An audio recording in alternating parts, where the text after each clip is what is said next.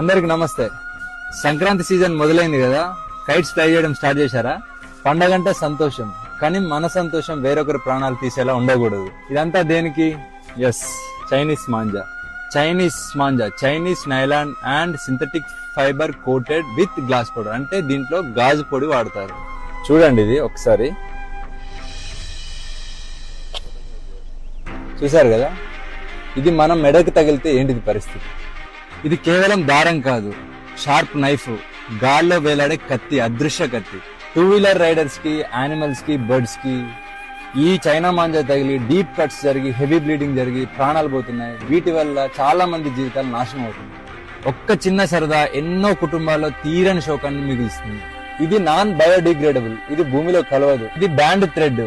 ఈ మాంజా ఎవరైనా ఇల్లీగల్ గా అమ్మితే మీ నియరెస్ట్ పోలీస్ స్టేషన్ లో రిపోర్ట్ చేయండి. చైనా మాంజా అమ్మడమే కాదు, కొనడం కూడా నేరమే. చైనా మాంజా ప్లేస్ లో ఈ కాటన్ మాంజా వాడదాం.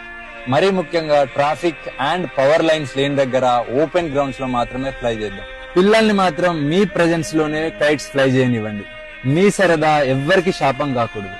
For this Sankranti, say no to China manja. Thank you. జై హింద్.